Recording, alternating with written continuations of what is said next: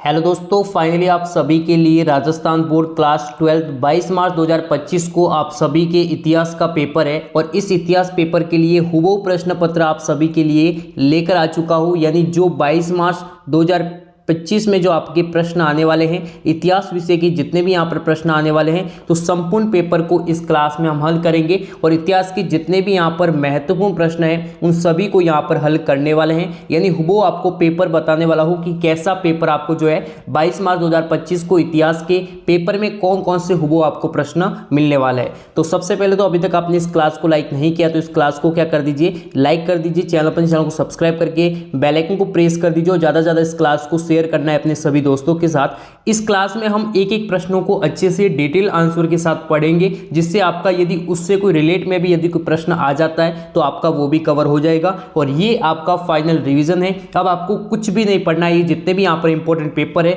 इस पेपर को रट लेना है 100%। यहाँ पर इस पेपर से लगभग 80% जो है यहाँ पर हुबहू आपको प्रश्न एग्जाम 22 मार्च 2025 इतिहास के पेपर में हुबहू आपको मिलेंगे। तो देखिए, हड़प्पा सभ्यता के किस स्थल से जूते हुए जो खेत है उसके साक्ष्य मिले हैं। तो देखिए, मोहनजोदड़ो से मिले हैं, कालीबंगा से जो मिले हैं, सौंदड़ो से मिले हैं या फिर लोथल से मिले हैं। काफ़ी इंपॉर्टेंट क्वेश्चंस रहने वाला है 22 मार्च 2025 इतिहास पेपर के लिए। तो देखिए, यहाँ पर हड़प्पा जो सभ्यता है उसके स्थल में जूते हुए जो खेत है, ठीक है, जो जूते हुए जो खेत है वो यहाँ पर कालीबंगा से यहाँ पर साक्ष्य प्राप्त हुए हैं, मोहनजोदड़ो से नहीं हुए हैं। ठीक है, सौंदड़ो और लोथल से नहीं हुए हैं, Kalibangan this is right option यहाँ पर हो जाएगा। नेक्स्ट यहाँ पर आप देख सकते हैं, निम्नलिखित में से कौन एक स्त्री अलवार संत है। देखिए, एक क्या है, स्त्री अलवार संत है। तो देखिए, यहाँ पर स्त्री अलवार जो संत है उसमें आंडाल जो थे वो क्या है, यहाँ पर एक स्त्री अलवार संत है। बाकी जितने भी थे यानी एकमात्र दक्षिण भारत के जो 12 अलवार जो संत थे, कितने थे टोटल, ये आपको ध्यान रखना है। दक्षिण भारत में कुल जो अलवार जो संत थे वो कितने थे, 12 थे और इन 12 में से एकमात्र एक महिला थी। कौन थी, अंडाल। ठीक है, अंडाल एक स्त्री अलवार संत थी एकमात्र, यानी सिर्फ और सिर्फ एक, बाकी 11 पुरुष अलवार संत थे। ठीक है, कितने, 11। दक्षिण भारत में कुल 12 अलवार संत थे। ये यहाँ से आपको एक महत्वपूर्ण प्रश्न बन सकता है।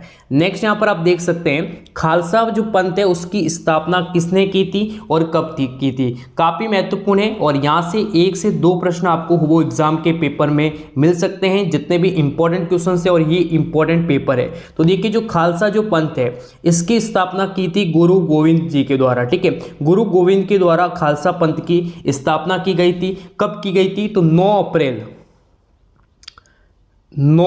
अप्रैल ठीक है 1699 में क्या की थी, खालसा पंथ की यहाँ पर स्थापना की थी गुरु गोविंद जी के द्वारा। ये यहाँ पर इसका क्या हो जाएगा, सही आंसर हो जाएगा। उसके बाद बात करेंगे विजयनगर साम्राज्य की स्थापना किसने की थी, और यहाँ पर कंफ्यूज होते हैं, यहाँ पर ऑप्शन दे देते हैं कृष्णदेवराय। जबकि कृष्ण जो देवराय था वो विजयनगर साम्राज्य का बहुत ही क्या था, प्रतापी शासक था, बहुत ही अच्छा शासक था, प्रतापी शासक था। ठीक है, सभी गुण हैं वो इस शासक में विद्यमान थे। लेकिन इसकी जो स्थापना है वो किसके द्वारा की गई थी, हरिहर के द्वारा की गई थी। कब की गई थी, 1336 में की गई थी। 1336 ईस्वी में यहाँ पर हरिहर के द्वारा विजयनगर जो साम्राज्य है उसकी स्थापना की गई थी। और विजयनगर साम्राज्य का सबसे जो प्रतापी शासक पूछे तो आपका आ जाएगा कृष्णदेव राय। ठीक है, यहाँ पर इसका सही आंसर हो जाएगा, इसका सही आंसर हरिहर हो जाएगा। ठीक है, नेक्स्ट यहाँ पर आप देख सकते हैं, हम्पी के भगवावशेषों की खोज है वो किसके द्वारा की गई थी। ये भी काफ़ी इंपॉर्टेंट है। ठीक है, ये भी आपके जो है काफ़ी इंपॉर्टेंट रहने वाला है और यहाँ से 100% आपको प्रश्न यहाँ पर मिलने वाला है। 1857 की क्रांति के समय भारत का गवर्नर जो जनरल था वो कौन था, ये भी काफ़ी इंपॉर्टेंट है। और उस समय यानी 1857 की जब क्रांति हुई तो भारत का जो जनरल गवर्नर था वो था लॉर्ड कैनिंग। कौन था, लॉर्ड कैनिंग था। ठीक है, और लॉर्ड जो डलहौजी है इन्होंने गोद निश्चित प्रथा जो व्यक्तिगत जो नीति है उसका यहाँ पर इन्होंने शुरुआत की थी, व्यक्तिगत नीति की। ठीक है, नेक्स्ट यहाँ पर आप देख सकते हैं, सहायक संधि प्रथा किसने प्रारंभ की थी। तो सहायक जो संधि प्रथा है वो लॉर्ड वेलेस्ली, ठीक है, लॉर्ड वेलेस्ली के द्वारा शुरू की गई थी। ये काफ़ी इंपॉर्टेंट है, प्रश्न पूछा जा सकता है एग्जाम के पेपर में, यानी 22 मार्च 2025 इतिहास के पेपर में 100% प्रश्न आएगा कि सहायक जो संधि जो प्रथा है वो किसने आरंभ की थी। जो भी राज्य थे, जो शासित जो राज्य थे, उनसे उनके साथ एक संधि की जाती थी, जिस संधि का नाम था सहायक संधि। ठीक है, तो जो सहायक जो संधि है वो लॉर्ड वेलेस्ली के द्वारा इस प्रथा को यहाँ पर किया गया शुरू। यहाँ पर ऑप्शंस में एक भी यहाँ पर नहीं है, ये मिसप्रिंट है। ठीक है, नेक्स्ट यहाँ पर आप देख सकते हैं संविधान सभा का प्रथम जो अधिवेशन है वो कब प्रारंभ हुआ। काफ़ी इंपॉर्टेंट क्वेश्चंस रहने वाला है। ठीक है, ये कब प्रारंभ हुआ, तो ये जो है प्रारंभ हुआ था 9 दिसंबर 1946 से लेकर प्रथम अधिवेशन हुआ। संविधान सभा का प्रथम अधिवेशन कब हुआ, यहाँ पर 9 दिसंबर 1946। ठीक है, ये प्रारंभ होता है और ये जो खत्म होता है, मतलब जितने अधिवेशन होते हैं तो लास्ट अधिवेशन होता है वो कब होता है, तो लास्ट जो अधिवेशन होता है वो नवंबर 1949 में होता है। ठीक है, 1949 तक यहाँ पर ये अधिवेशन चलते हैं। नेक्स्ट यहाँ पर आप देख सकते हैं दक्षिण में हिंदी का विरोध बहुत अधिक है, ये कथन किसका है। काफ़ी इंपॉर्टेंट क्वेश्चन है, 100% आने के चांसेज है, तो इसका आंसर आपको कमेंट करके बताना है कि इसका आंसर क्या होगा।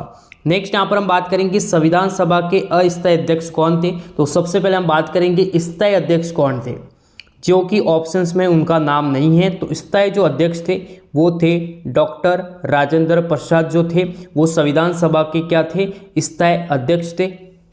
ठीक है,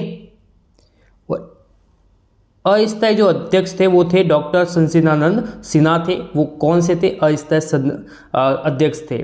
नेक्स्ट यहाँ पर आप देख सकते हैं प्रयाग प्रशस्ति के रचयिता कौन है, तो यहाँ पर कलहन है, बाणभट्ट हैं, ठीक है, और हरिसेन है या फिर चाणक्य है। तो यहाँ पर आप देख सकते हैं हरिसेन के द्वारा, यहाँ पर हरिसेन इसके रचयिता हैं प्रयाग प्रशस्ति से।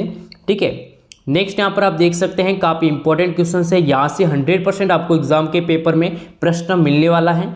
महाभारत की रचयिता, तो महाभारत के रचयिता कौन है, तो महाभारत की जो रचयिता है वो है वेद व्यास। तो यहाँ पर जब हम महाभारत की बात आ रही है तो पूछा जा सकता है कि रामायण के रचयिता कौन है, किसके, रामायण के, तो रामायण के है वाल्मीकि। कौन है, वाल्मीकि। तो ध्यान में रखना है, प्रश्न महाभारत का भी आ सकता है, प्रश्न यहाँ पर रामायण का भी आ सकता है, ये भी काफ़ी इंपॉर्टेंट है।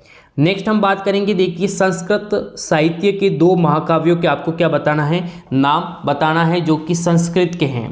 तो एक तो है यहाँ पर कुमार संभव। कुमार जो संभव है वो भी क्या है, एक संस्कृत साहित्य का महाकाव्य है, और एक यहाँ पर है रघुवंश। दोनों ही क्या है, यहाँ पर दोनों आप नाम लिख सकते हैं, और ये काफ़ी इंपॉर्टेंट क्वेश्चन है। 22 मार्च 2025 इतिहास के पेपर में ऐसे ही प्रश्न आपको मिलने वाले हैं। और अभी तक आपने इस क्लास को लाइक नहीं किया है तो क्लास को कर दीजिए लाइक, चैनल को सब्सक्राइब करके बेल आइकन को प्रेस कर दीजिए, और ज़्यादा से ज़्यादा इस क्लास को शेयर करना है अपने सभी दोस्तों के साथ। नेक्स्ट यहाँ पर हम प्रश्न यहाँ पर आप देख सकते हैं ऋग्वेद की कौन सी सूक्त में 4 वर्णों की उत्पत्ति का उल्लेख किया गया है। रेशम बुनकरों की श्रेणी में दसपुर में कौन से देव मंदिर में सहयोग किया था, ये भी काफ़ी इंपॉर्टेंट है, इनका भी आंसर आपको अच्छे से रट लेना है। अब यहाँ पर देखिए मोस्ट इंपॉर्टेंट क्वेश्चंस, मकतूबात और तज़किरा दोनों ही क्या है, अच्छे से आपको समझना है। तो जो मकतूबात है तो ये तो दोस्तों है पत्र संग्रह, क्या है, पत्र संग्रह। और जो यहाँ पर तज़किरा है ये क्या है, किसी लेखक या व्यक्ति की जीवनी। किसी लेखक, कोई भी लेखक है या कोई भी व्यक्ति है, उसकी जो जीवनी होगी या उसकी कृति होगी, कृति समझते हैं, कृतियों का जो संग्रह होगा उसे बोलते हैं तज़किरा।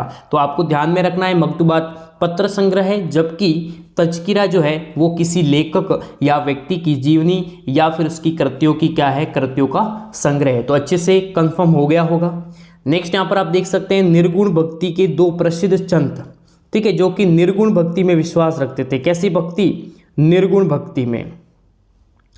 सरिया और हदीस क्या है, ये भी काफ़ी इंपॉर्टेंट है, प्रश्न है सरिया और जो हदीस है वो क्या है। तो देखिए सरिया एक इस्लाम में नैतिक और जो कानूनी नियमों का क्या होता था, एक समूह होता था जिसे सरिया कहा जाता था। जबकि जो यहाँ पर हदीस है जो कुरानों पर हदीस पर आधारित होता था, ये जो सरिया है, ठीक है, इस्लाम में नैतिक और कानूनी नियमों का एक समूह जो किस पर आधारित होता था, कुरान और हदीस पर आधारित होता था, तो वो तो था सरिया। जबकि यहाँ पर हदीस जो है वो पैगंबर मोहब्बत के कथनों और कार्यों का क्या है, एक संग्रह है, जिसे क्या कहा गया है, हदीस कहा गया है। ये भी काफ़ी इंपॉर्टेंट है, प्रश्न आपको 100% एग्जाम के पेपर में मिलेगा। विजयनगर साम्राज्य की प्रमुख राजनीतिक खोज क्या थी? ठीक है, कैसी खोज, राजनीतिक खोज क्या थी? ठीक है, ये जितने भी यहाँ पर प्रश्न बता रहा हूँ काफ़ी इंपॉर्टेंट है। हड़प्पा लिपि के बारे में आप क्या जानते हैं? तो हड़प्पा जो लिपि थी, कैसी लिपि थी? हड़प्पा जो लिपि थी वो यहाँ पर एक ऐसी लिपि थी, हड़प्पा लिपि में जो है वो एक इसे चित्र लिपि भी कहा गया है। सबसे पहला तो ये यहाँ पर आंसर हो जाएगा कि ये कैसी थी, चित्र लिपि थी। दूसरा है चित्रों व प्रतीकों का उपयोग होता है इसमें। ठीक है, चित्रों व प्रतीकों का उपयोग 400 से 600 यहाँ पर प्रतीक चिन्ह थे, प्रतीक चिन्ह बने हुए थे इस हड़प्पा लिपि के। तो ये इसकी क्या हो जाएगी, यहाँ पर कुछ विशेषता हो जाएगी। उसके बाद देखिए प्रभावती गुप्ता, तो प्रभावती गुप्ता कौन थी? तो प्रभावती जो गुप्ता है वो सम्राट चंद्रगुप्त द्वितीय की पुत्री, चंद्रगुप्त द्वितीय की क्या थी, पुत्री थी। और महाराजा जो रुद्रसेन है, महाराजा रुद्रसेन द्वितीय जो है उनकी क्या थी, पत्नी थी। दोनों ही द्वितीय हैं, एक चंद्रगुप्त की पुत्री और सुरसेन जो रुद्रसेन जो है उनकी द्वितीय जो है उनकी क्या थी, पत्नी थी। ये है प्रभावती गुप्ता। नेक्स्ट यहाँ पर आप इसी प्रकार से देखिए भारतीय संविधान में धर्मनिरपेक्ष शब्द कब जोड़ा गया? तो धर्मनिरपेक्ष जो शब्द जोड़ा गया था वो 1976 में एक संविधान संशोधन होता है। कौन सा संविधान संशोधन? 42वां संविधान संशोधन। तो 42वां जो संविधान संशोधन हुआ 1976 में। इस समय इंदिरा गांधी के अंतर्गत इस संविधान में क्या किया गया था, संशोधन किया गया था। ठीक है, इंदिरा गांधी जी के समय। ठीक है, तो भारतीय संविधान में 1976 में 42वें संविधान संशोधन के तहत यहाँ पर शब्द जोड़ा जाता है धर्मनिरपेक्ष। संविधान निर्माण में कितना समय लगता है? तो संविधान के निर्माण में 2 वर्ष समय लगता है, 11 माह का समय लगता है और 11 माह 18 दिन, यानी ये समय था। 2 वर्ष 11 माह 18 दिन का समय लगता है संविधान के निर्माण में। और इस समय अंतर्गत या समय अंतराल में कुल 11 सत्र, कितने सत्र होते हैं? 11 सत्रों में कितनी बैठकें होती हैं, कितने अधिवेशन होते हैं? 165 बैठकें होती हैं। संविधान का निर्माण के लिए 2 वर्ष 11 माह 18 दिन का समय लगता है और इसी समय के अनुसार दौरान 11 सत्रों में 165 बैठकें आयोजित की जाती है। और जो कि प्रारंभ होता है 9 दिसंबर, पहला अधिवेशन 9 दिसंबर 1944 से शुरू होकर 26 नवंबर 1949 तक ये अधिवेशन चलते हैं। कुल 165 बैठक 11 सत्रों में, काफ़ी इंपॉर्टेंट है, यहाँ से प्रश्न बन सकता है, मोस्ट इंपॉर्टेंट क्वेश्चन है। संविधान सभा की जो प्रारूप समिति थे उनके जो अध्यक्ष थे वो डॉक्टर भीमराव अंबेडकर थे। ये भी आपको ध्यान में रखना है, डॉक्टर भीमराव अंबेडकर जो कि प्रारूप समिति के क्या थे, अध्यक्ष थे।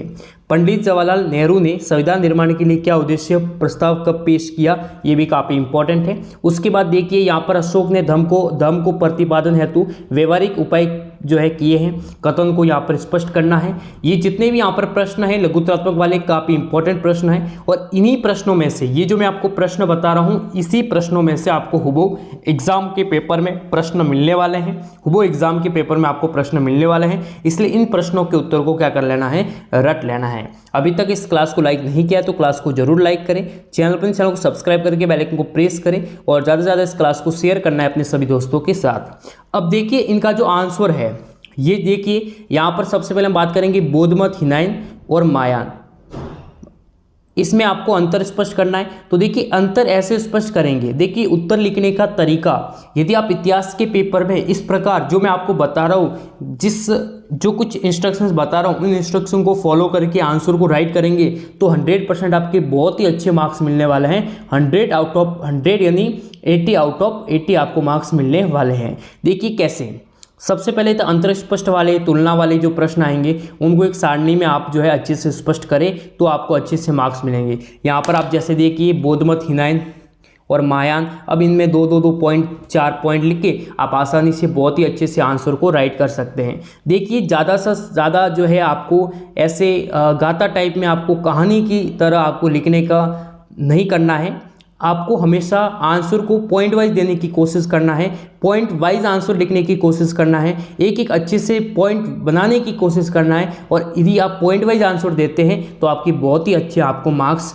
मिलने वाले हैं। देखिए यहाँ पर बहुत सारे यहाँ पर प्रश्न है। ठीक है, जैसे देखिए अंत विवाह बहिर्विवाह से आप क्या समझते हैं। ठीक है, यहाँ पर देखिए 5वीं रिपोर्ट में दक्कन देगा रिपोर्ट क्या थी, दामिनी को से आप क्या समझते हैं, महात्मा बुद्ध ने महिलाओं को भी संघ में सम्मिलित होने की अनुमति क्यों दी। तो ये सभी प्रश्न बहुत ही इंपॉर्टेंट है।